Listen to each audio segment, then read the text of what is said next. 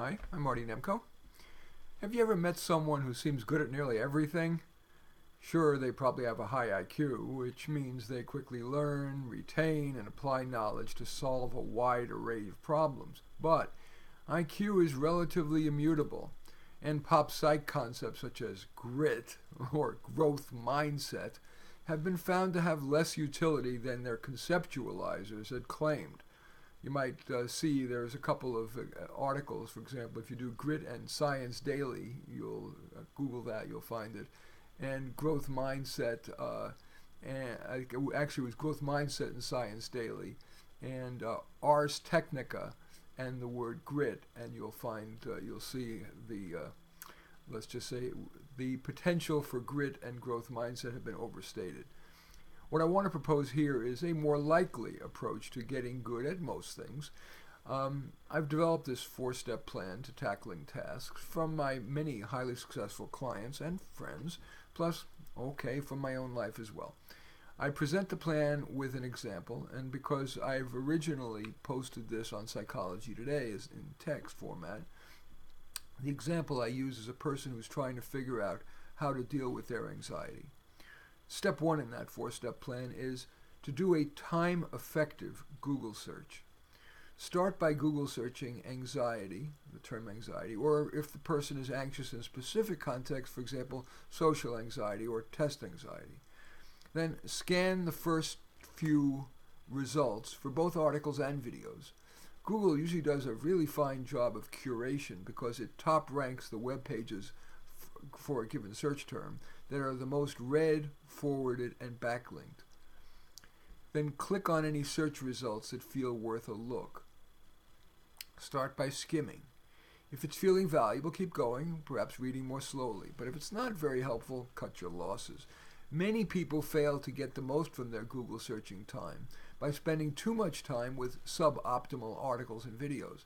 Remember that Google searches millions of sources. Usually you needn't settle for just okay.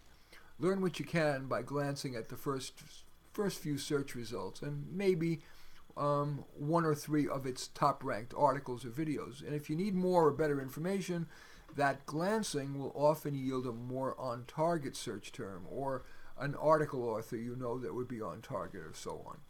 Now, ducks in a row types may resist relying on just a few articles. And of course, sometimes deeper knowledge is required. But I've been struck by how, even regarding complicated topics, how often we reach a point of diminishing returns after just a bit of reading. Step 2 in the four-step plan is to take a low-risk experiment. Do a low-risk experiment. Let's say your Googling identifies a variety of approaches to dealing with anxiety. That's our topic here for the task we're dealing with. Unless you're confident that those approaches won't work, and so you need to jump to, for example, a pharmacological approach, you might try one of these low-risk actions that you might have unearthed from the Google search. That is exercise, thought stopping, journaling, talking with a trusted friend and good listener, and then continue with the approaches that are helpful and toss out the others. Step 3. Break it down to baby steps. Let's say you want to try practicing thought stopping. The baby steps might be 1. Write one or more situations that tend to make you anxious. 2. Come up with what will be calming in those situations. For example, let's say you get anxious when you get a pain of ambiguous origin. You might write, "My doctor says that as long as it's not scary painful, most pains go away within a day or 3. There's little risk in waiting, so I need to make myself redirect to something productive." And step 3 is to reduce that long spiel, to a mantra. For example, not dangerous, distract.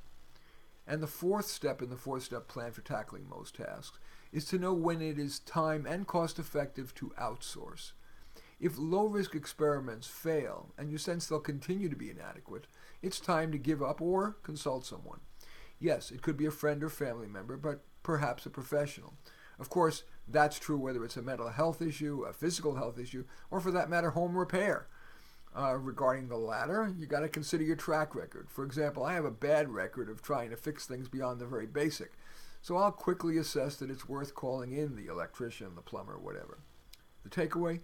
Of course, no goal as broad as getting good at nearly anything can be reduced to a 4-step paradigm.